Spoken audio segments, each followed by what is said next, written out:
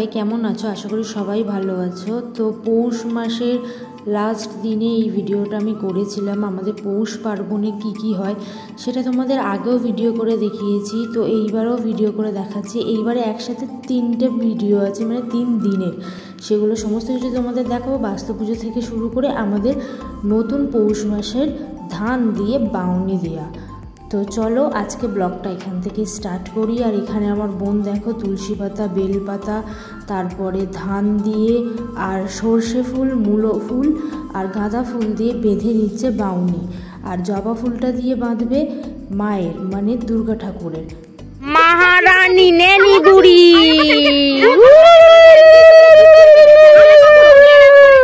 এবার সময় আমি কোনো ক্লিপ নিতে পারিনি, কারণ তখন আমি ছিলাম না, আর মা বাউনি দিতে চলে গিয়েছিল অনেক তাড়াতাড়ি।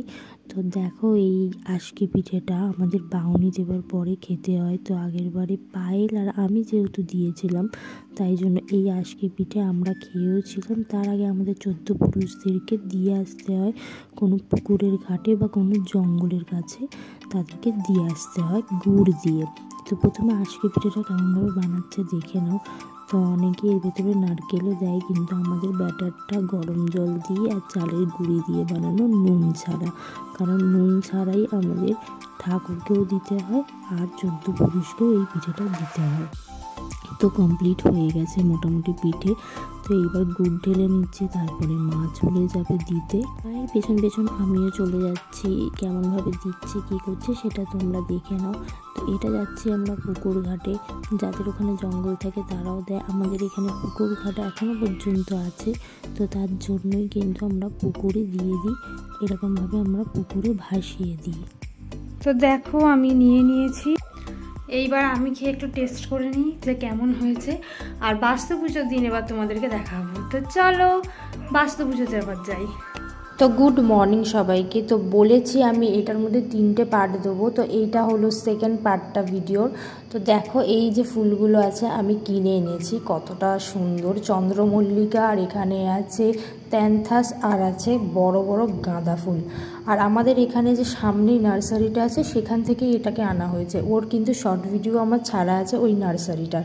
আর এই আমাদের পুজো হবে তার আগে সব জোগাড় যন্ত্র করে মা রেখে দিয়েছে। আর এইখানে আমাদের রান্না বান্নার জন্য পুঁই বিটুলি পেরে নিচ্ছে, যেহেতু পুঁই বিটুলিগুলো পেকে গিয়েছিল, যার জন্য পুঁই বিটুলি, শিম যেগুলো পুরোটা ওপরে হয়ে আছে, শিম গাছটা তো তোমরা আগেও দেখেছো ভিডিওতে যে কেমন হয়ে আছে।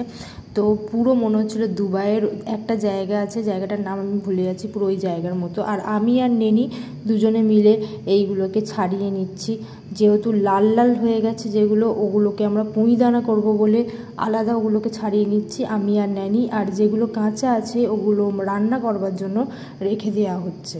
আর এই দেখো আমাদের শিমগুলো পুরোপুরি পেকে গেছে, এখনও প্রচুর পরিমাণে শিম হচ্ছে আমাদের। তো আমি আর নেনি এগুলোকে বেছে নিই। তো এই সবুজে থাকতে থাকতে সত্যিই আমার চোখগুলো এত সার্থক হয়ে যায়। আর এটা হলো আমার বোনের ছোট গার্ডেন, তো আমার গার্ডেনের থেকে ওর গার্ডেনে বেশি ফুল আছে। ওর বাবা অনেক ফুল এনে দিয়েছে, যেমন বাসন্তী গাঁদা, তারপরে চন্দ্রমল্লিকার অনেক ভ্যারাইটি। এই কালারগুলো তো আমরা আবার বিয়ে বাড়িতেও পরে গিয়েছিলাম। আর এই দেখো ব্রাহ্মণ চলে এসছে, আর আমাদের বাস্তু পুজো স্টার্ট হয়ে গেছে। ওইটাই বাস্তু ঠাকুর যেটা বসালো। যেহেতু গলির মধ্যে সব থেকে লাস্ট বাড়ি আমাদের, যেখান থেকে তোমাদের মনে হয় যে আমাদের বাড়িটা একটু গ্রাম্য গ্রাম্য, আমাদের এখানে সমস্ত রাইড অ্যাভেলেবেল থাকে সবসময়। আর আমি আর ন্যানি একটু বদমাইশি করছিলাম, তারপর ন্যানি আমাকে শিম ফুলগুলো এনে দিচ্ছিল যে এ নাও এ নাও। তো আমি ভাবলাম যে শিম ফুল যেহেতু ও এনেই দিচ্ছে, এই শিম ফুল দিয়ে কিছু একটা করা যাক, তাই জন্য আমি বসে বসে মালা গেঁথে নিচ্ছিলাম শিম ফুলের, যাতে ওকে পরাতে পারি। মাথায় পরাবো না, যেহেতু ছোটোই করেছিলাম, তো হাতে পরিয়ে একটুখানি ভাবলাম রিলস বানিয়ে নিই। কারণ আমাদের পুজো হতে হতে বিকেল হয়ে গিয়েছিল, মানে 3টে বেজে গিয়েছিল। তারপর আমরা ভাত খেয়ে একটু রোদের মধ্যে বসেছিলাম আমাদের উঠোনেই। তো বসে থাকতে থাকতে ভাবছিলাম যে কী করব, তাই জন্য এইটা করে নিই। আর এই দেখো ওর হাতে কত সুন্দর লাগছে। আর আমরা রিলস বানিয়েও নিয়েছি, আর তোমরা অনেকে লাইকও দিয়েছো। হ্যালো, তো সবাই কেমন আছো? আশা করি সবাই খুব ভালো আছো। তো আজকে একটা নতুন ব্লগ নিয়ে এসেছি, সেটা হলো পৌষ পার্বণে আমাদের বাড়িতে পৌষ মাসে পুজো হলো, দেখতেই পেলে। তো তার জন্য আমাদের যে 14 পুরুষ আছে তাদেরকেও কিছু খাবার দিতে হয়, তাদেরকেও সমস্ত কিছু সাজিয়ে খাওয়াতে হয়, তাদের উদ্দেশ্যে রান্না করতে হয়, তাদের উদ্দেশ্যে খাওয়াতে হয়, তারা কি কি পছন্দ করে সেই অনুযায়ী। তো সেটাকে আমরা ভাত বাড়ানি অনুষ্ঠান বলি। তো সেটাই তোমাদেরকে আজকে দেখাবো, আর কি কি রান্না হচ্ছে, কি কি আয়োজন হচ্ছে সেটাও তোমরা দেখতে পাবে।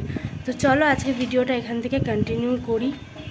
তো রান্নাবান্না অলরেডি শুরু করে দিয়েছে, এবারে আমি হাফ জিনিস করব, আর অনেকে অনেক রকম করছে, তো ওদেরকেও দেখাই। তো চলো নিচে যাওয়ার জন্যই কিন্তু আমি ভিডিও দিতে পারিনি, আমার গলাটা এখনও ব্যথা আছে আর কাশিও হচ্ছে। তো এই দেখো আমাদের রান্নাবান্না শুরু হয়ে গেছে। এইখানে কাকি প্রথমে রান্না করছে মাছের ঝোল ফুলকপি দিয়ে, আর মা কাঁটা চচ্চড়ি করবে বলে ভাজছে।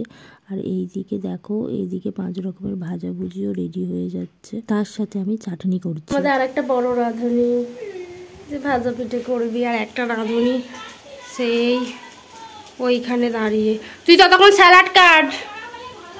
আর এই 5 রকমের ভাজাভুজি,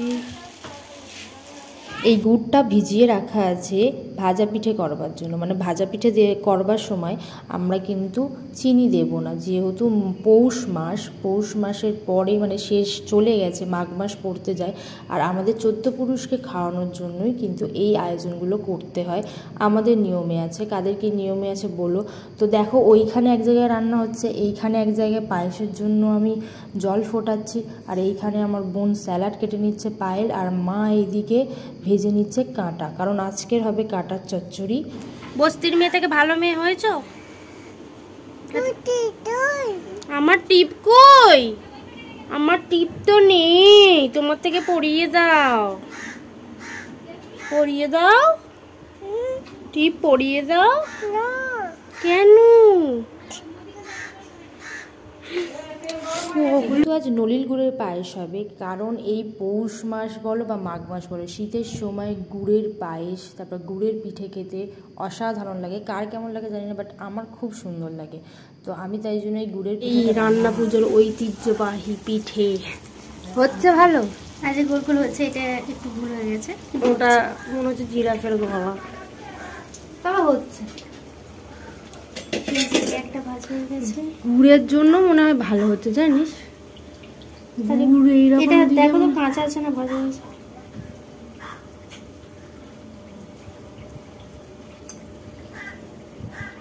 মনে তো হচ্ছে ভেতরে কাঁচ। তো পায়েল এইদিকে ভাজা পিঠে করে নিচ্ছে, ওর পাঁপড় ভাজা আগে হয়ে গেছে, আর কাকিমা এখানে মাংসটা ভেজে নিচ্ছে, কারণ আমাদের অনেকটা মাংস তো কষিয়ে করতে গেলে হাতে লাগবে, তাই মাংসটাকে ভেজে নিয়ে তারপরে করা হচ্ছে। আর এখানে আমাদের প্রিপারেশন রেডি, ভাত, 5 রকমের ভাজাভুজি, এইদিকে স্যালাড আছে, ওইদিকে আছে কাঁটার চচ্চড়ি, কপি দিয়ে কাতলা মাছের ঝোল, আর আছে মাংস, ডিম ভাজা, তার সাথে চাটনি, শাক ভাজা, আর স্যালাডগুলো তো দেখতেই পাচ্ছ। আর এদিকে আছে হলো দই মিষ্টি, আর আছে পাঁপড়। তো চলো এইবারে থালা সাজিয়ে নিই, যাদের জন্য এই আয়োজনটা করা হয়েছে ওনাদেরকে আগে আমরা ভোগ দেব, তারপরেই আমরা খেতে পারবো। হ্যাঁ, 14 পুরুষদেরকে ভোগ দেয়াই ওটা বলে। কেন বলে? কলাপাতায় সাজিয়ে ওটা দেওয়া হবে। আর এই আমার থালি পুরো প্রিপারেশন হয়ে গেছে, আর এইদিকে মাংসটা আমাদের হতে অনেক লেট হচ্ছিল, আর এইদিকে সবাই চলে এসেছিলো, কিছু বাচ্চাদেরকে আমরা যেহেতু খাওয়াবো, তো বেজে গেছিলো 3টে, অনেক লেট হয়ে গিয়েছিল। এতগুলো রান্না করতে তো টাইম লাগবে বলো, তো তাই জন্য আমি মাংসগুলোকে তুলে নিচ্ছিলাম, হয়ে গিয়েছিল গরম মশলা দেওয়ার আগে আমি ওনাদের জন্য তুলে নিলাম। আর এই হলো পুরো থালিটা, কেমন লাগছে জানিও। তো এইবার পায়ের একটা একটা করে সাজিয়ে দিচ্ছে কলা পাতার মধ্যে, কারণ এটা পুরোটাই কলা পাতার মধ্যে কিন্তু প্রিপারেশন হয়। তো ওকে আমরা বলে বলে দিচ্ছিলাম আমার মাসিটাসিরা যে এরকম গোল করে সাজা। তো আমি একদিকে মিষ্টি দিয়ে দিচ্ছিলাম, আর যেহেতু মাংসের ঝোলটা পড়ে যাবে তাই জন্য আমি মিষ্টির ওই থালির মধ্যে একটু মুছে নিয়ে ওর মধ্যে মাংসটা দিয়ে দিয়েছিলাম।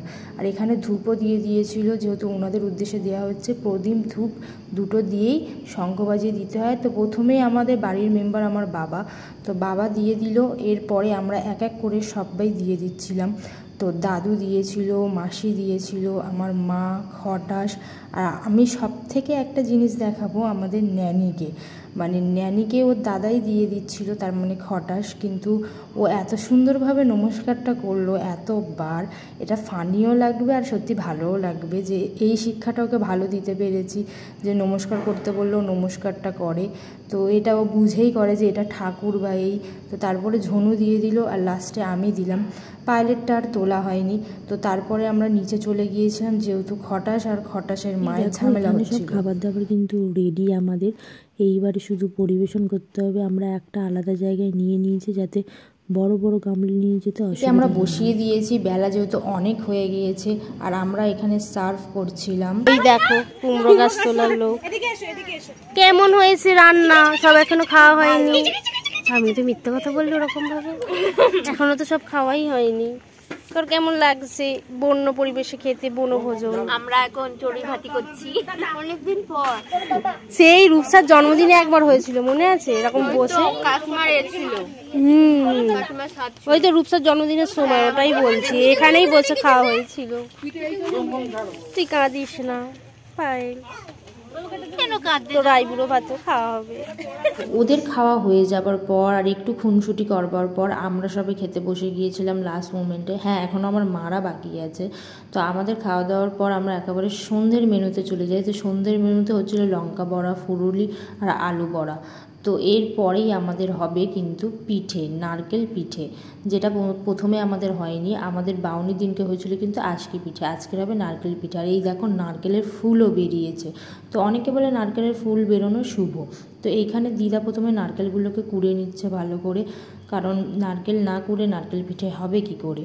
তো তারপরে ওইটাকে গুঁড়িগুলোকে ছাঁচ মারতে হয়, এটাই শুনেছিলাম। তো গরম জল দিয়ে ওটাকে একটা ছাঁচ মেরে নিই। আর এখানে মারা অলরেডি তৈরি করতে বসেও গিয়েছে। আমি পারি না সত্যি কথা বলতে গেলে পিঠে বানাতে।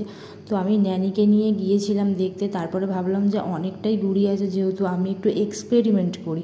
আমার এক্সপেরিমেন্টগুলো একটা একটা দেখতে পাবে এই ভিডিওতে। প্রথমে একদিকে মা করছিল আর একদিকে দিদা করছিল পিঠে। পিঠে করতে বলে যে তুই কি করছিস? তুই এই খোবলা খোবলা করে দিয়েছিস। পিঠে করতে বলা হয়েছে তোমায়, এই পচা দুটো পিঠে খারাপ করে দিয়েছিস। বাচ্চা ইঁদুরে ধরে মারো একে। সাথে সাথে আমি এবার এক্সপেরিমেন্ট করতে লেগে গিয়েছি, কারণ এইবারে আমার এক্সপেরিমেন্ট করতে হবে। এত গুড়ি দেখে আর ওরা ভালো করছে দেখে আমি ভাবলাম যে আমিও একটু শিখি। শ্বশুরবাড়ি গিয়ে তো কিছু না কিছু করতে হবে, নয়তো শাশুড়ি ঘর থেকে বের করে দেবে। এটা জাস্ট জোক ছিল। তো তার জন্য আমি একটু ট্রাই করলাম। তো কেমন হয়েছে পিঠেটা তোমরা জানিও। আর এরপরে বাবার এই বিচিত্র ধরনের প্রাণী বানাবো। তো তোমরা দেখতে থাকো কি কি প্রাণী বানাই।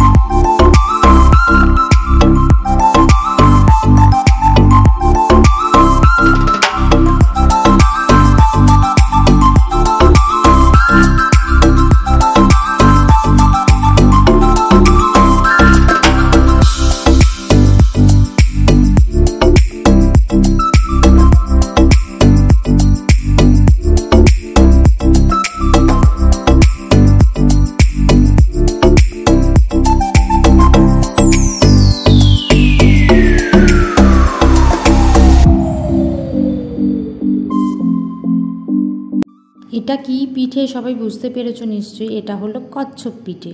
তো এইটাকে এবার ভাপানো হবে। এরপরে আমি বানাতে গিয়েছিলাম টেডি বিয়ার, হয়ে গেল মনস্টার। অনেকে তো বলছে এটা ভ্রূণ লাগছে। আর তারপর তাড়াহুড়ো করে মায়ের বকাতে আবার ওই আগের পুরনো পিঠেতে ওই রকম শেপের ওই পিঠেগুলোতে শুরু করে দিলাম, একটু মোমোর মতো শেপ করে। আর তারপরে তো আর একটা এক্সপেরিমেন্ট করেছি, তোমরা দেখলে একদম অবাক হয়ে যাবে। সেটা হলো চকলেট। কিছু ছিল গুড়িগুলোকে নারকেলের সাথে এরকমভাবে মেখে গরম জল দিয়ে দিদা বানাচ্ছে ঘুঁটে পিঠে। তো ঘুঁটে পিঠেগুলো দেখে নাও, এটা পুরো একসাথে মিশ্রণ করা। এইটা হলো ঘুঁটে পিঠে। আর আমি এইগুলোকে গোল গোল করে রেখে ওর ভেতরে চকলেট ঢুকিয়ে আর তাকে এইরকমভাবে একটা বড় টাইপের চকলেট পিঠে বানিয়ে দিয়েছি। আর এইবারে দেখো ওই জলের ওপরে মোমোর মতনই স্টিম করতে দিতে হবে 45 মিনিটের মতনই। আর তারপরে হয়ে যাবে আমাদের গরম গরম নারকেল পিঠে। তো কারা এরকমভাবে বানাও তো সেটা বলো।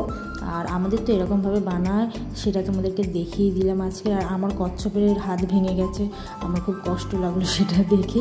তো এরপরে আমি এক এক করে সব পিঠে বের করে নিচ্ছি। আমার মনস্টার পিঠে, প্রদীপ পিঠে, একটা স্নোম্যান, আই ডোন্ট নো ওটা কি পিঠে, চকলেট পিঠে, আর ওর মধ্যে এবার গুড় দিয়ে দিলাম, কারণ গুড় না দিয়ে তো খেতে আমার সত্যি ভালো লাগে না। পিঠেগুলো আমার, এই পিঠেতে একটা সারপ্রাইজ আছে। চকলেট পিঠে। এটা আমি নতুনত্বভাবে করেছি, ভাবলাম এত কিছু তো করি, এই জিনিসটাও তোমাদের দেখাই, তাই জন্য চকলেটটা দিয়ে একটু ঢিপি করে করে দিয়েছি, হয়ে গেছে চকলেট পিঠে। এই যে মনস্টার পিঠে, এইটাকে এবার আমি খাবো। মনস্টার পিঠেটাকে খাওয়া যাক। মাথা দিয়ে ঘিলু বেরিয়ে গেছে। ভিডিওটা ভালো লাগলে like, comment, share and subscribe. Tata, bye bye.